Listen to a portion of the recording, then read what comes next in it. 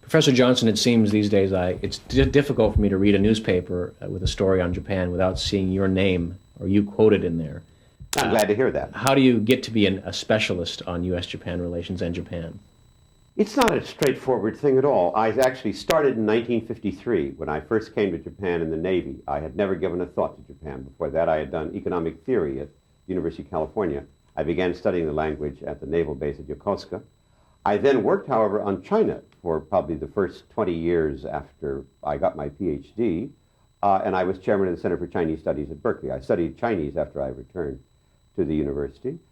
Work on Japan is really an intellectual, even though I did have a biographical experience that led me into the field.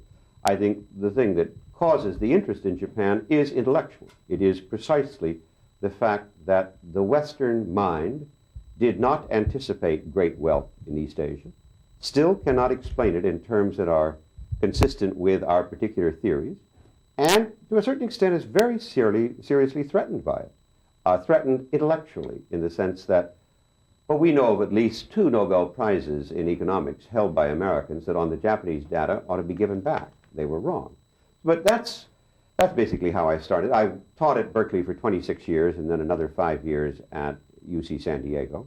And that is, the answer to the question is I'm being responsive to one of the biggest issues of our time. What do you see the future of Japan-U.S. relations as being? What directions do you see this going in? I have to be pessimistic. That is, I believe the Japanese-American relationship was essentially based on the Cold War. That is, that the mutual interests that put the two together was the Cold War. The Cold War existed from approximately 1950 to 1990. Today, it seems to me that that basis, anti-communism, and in some ways our purchasing Japan's support as a grand strategy against the USSR. I mean, that is to say, we talk about GATT, the General Agreement on Tariffs and Trade, as if it were an economic agreement. It was, to another extent, the Americans trading access to their market in return for support in the Cold War, for basing rights, things of this sort. That basis is over now, and the relationship runs on inertia, waiting for some incident. It could have been North Korean nuclear weapons. It could be the death of Deng Xiaoping in China. It could be any number of things, but some incident that would make the intrinsic situation extrinsic, by which I mean the tremendous shift in the balance of power, that Japan is today 3/5 the size of the United States, 2 Germanys in Northeast Asia. The 2 countries are drifting apart in the sense, not necessarily as a matter of hostility, but they do not have the same common, same things in common as they did in the past.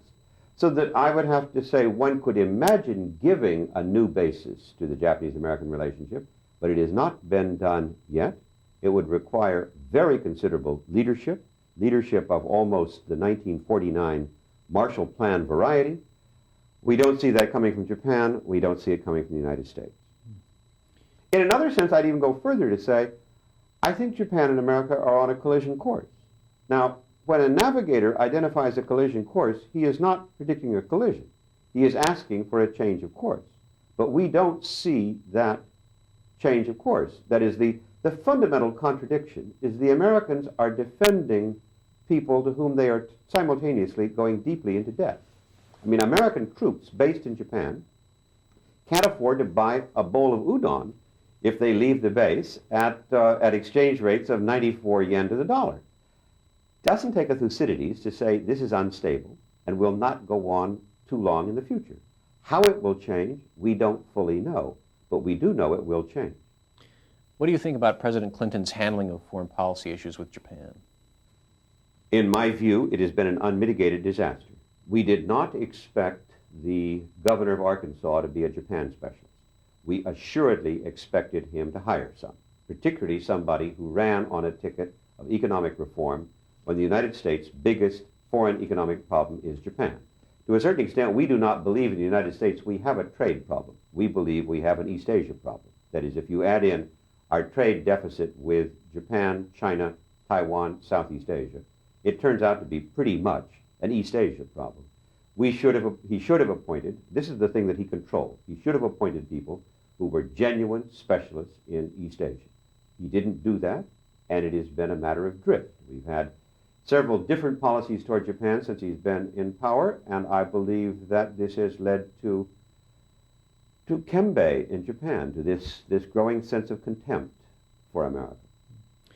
Ambassador Mondale, how do you evaluate that choice by President Clinton? A well-established politician, a former vice president, in over his head on Japan. That is, Japan, from my point of view, and not just as an academic, but somebody looking at Japan, I would say a place as old, as complex, and as rich as Japan, anybody who wants to actually work on it has got to have done three things. They have to have studied the place. They have to have experience working there, sort of testing what they learned in study, and they have to be able to read Japanese periodicals accurately. I'm not saying read fast or be very fluent, but to be able to read accurately. Mondale doesn't have any of these qualifications.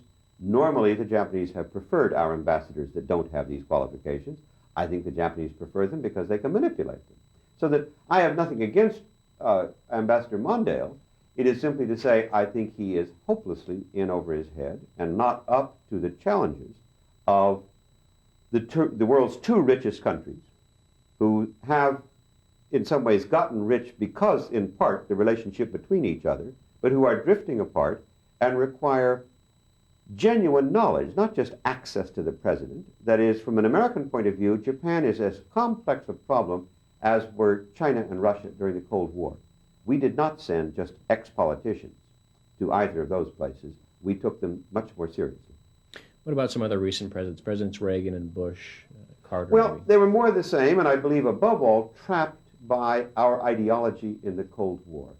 In the Cold War, we discovered in the mid-50s that the USSR was a third-rate economy with the world's best ideology. We had to match the idealism of Marxism in the sense it was inspiring the Chinese people, inspiring wars of national liberation around the world. We used laissez-faire theory, a la Adam Smith, and turned it into a fighting ideology. It was effective against the Russians, but our danger is we started to believe our own ideology. The economic lesson from East Asia is that state-guided capitalism can produce results unimagined in either socialism or laissez-faire. Unfortunately, Reagan and Bush were both wild enthusiasts for laissez-faire, and that they continued the drift in the Japanese-American relationship as Japan continued to get richer, as America continued to get poorer, as the shift from military power to economic power advanced, as one of the problems with the United States today, we like to flatter ourselves as the unipolar superpower. These are actually technically meaningless terms in a world in which, with only one superpower, all conflicts become local. But I think the most important issue here is that we have not paid attention to the industrial foundations of military power, and the period in which they really began to weaken were in the Reagan and Bush administrations. We became the world's leading net debtor nation, thanks to Ronald Reagan's foreign policy. What are the greatest misperceptions that Japanese have of Americans and vice versa? That's a hard question to say what are the greatest misperceptions. I guess in some ways the things that I believe are the greatest dangers that come from misperceptions are a tendency on the part of the Japanese to believe their own propaganda, to believe that the United States is sloppy, indifferent, lazy, crime-ridden, etc., things of this sort, to fail to appreciate how fast this place can be mobilized. And that's one of the things that happened in the Gulf War, that our system is rather sloppy on routines. It's extremely good on cardinal decisions. That's what the presidency is all about. The Japanese, it seems to me, by contrast, are extremely good on routine day-to-day life. On the trains run on time, the streets are clean, they are safe streets. The Japanese are rather sloppy on cardinal decisions. I mean, we like to always comment that if a Martian landed in Tokyo and said, "Take me to your leader," nobody has any idea who you'd take him to. I mean, to the prime minister, to the Okura show, just what? And it's not at all clear who that would be. I believe the danger here is that on the one hand, the Japanese underestimate the intrinsic strengths of a polyethnic society like the United States because it is so different from their own. The Americans' greatest danger in dealing with Japan is to presume that Japan is evolving to look like the United States. It is an American conceit. It reflects the American position in the Cold War, reinforced by the American belief, probably erroneously, that they in some sense won the Cold War, whatever that might mean. So that I think there are dangers here in perceptions. That is to say, the Japanese know more about America, but understand it poorly. The Americans probably know very little about Japan, but do have a pretty good understanding of where the Japanese are coming from and where they're going. In a sense, the great danger here is the Japanese-American comparison. They're both very different. That is, the United States is a good example of a fairly strong society and a relatively weak state, with the possible exception of the military-industrial complex. Japan, by contrast, is an example of an extremely strong state and a relatively passive society. I don't mean weak society, but a society that is quite prepared to accept political leadership from this famous and elegant state bureaucracy. Can you tell us about your organization? The Japan Policy Research Institute. Well, I've recently retired after 30 years working for the University of California. My perception and that of my colleagues is that we did need in America desperately public education about Japan as it is today. That the universities were not playing that role, largely for various reasons. The professors are not well trained on Japan, that they are too complacent, tenure stands in the way. The regional Japan societies are good, but they're regional. The old Cold War Japan hands, most of whom live in Washington, D.C., haven't really noticed that the Cold War is over.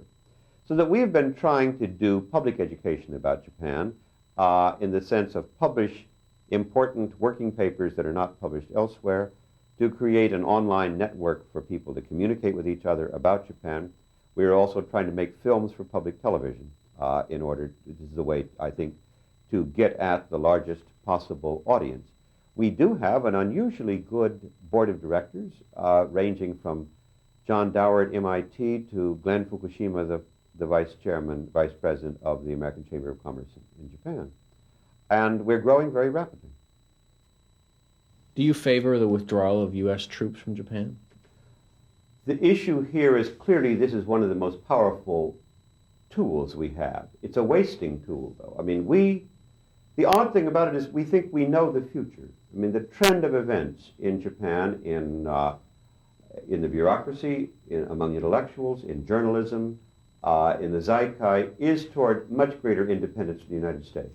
We expect that 10 to 15 years from now, Japan will be a fully independent nation state, the size of two Germanys, defending itself. What we don't know is how to get there. That is, if we don't begin to withdraw troops, then the free ride simply continues and cynicism develops. If we withdraw them too fast, we damage the Japanese public's trust in relationship with the United States.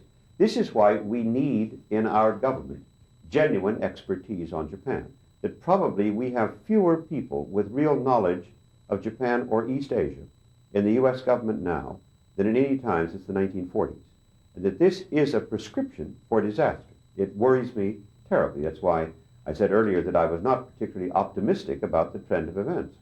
I believe that inevitably we must begin to alter the relationships with Japan from the Cold War.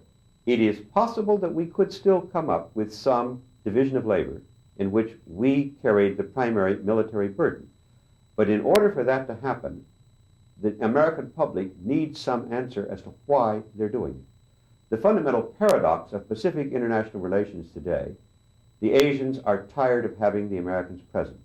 At the same time, they are aware that the Americans provide a kind of military skeleton that maintains stability in the area, that we are there as a counterfoil to Japan's power, to China's power, to anybody else's power. The paradox is that we have nobody in Asia and nobody in America knows why we're still there.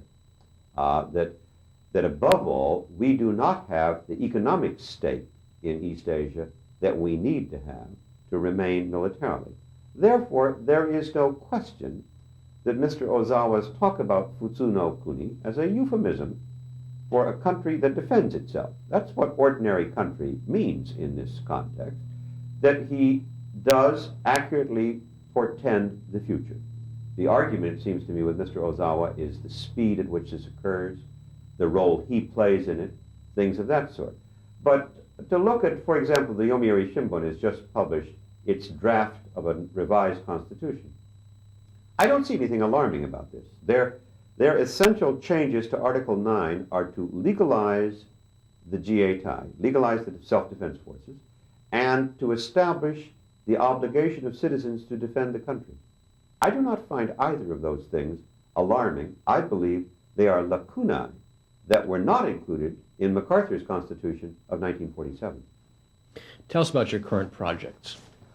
Well, right now I'm trying to write a little book called The Empowerment of Asia. That is, the argument of this book is essentially that the enrichment of Asia was something that occurred during the Cold War, that was promoted by the Cold War, and perhaps most importantly was also disguised by the Cold War. That is to say, the balance of power shifted without the United States fully noticing.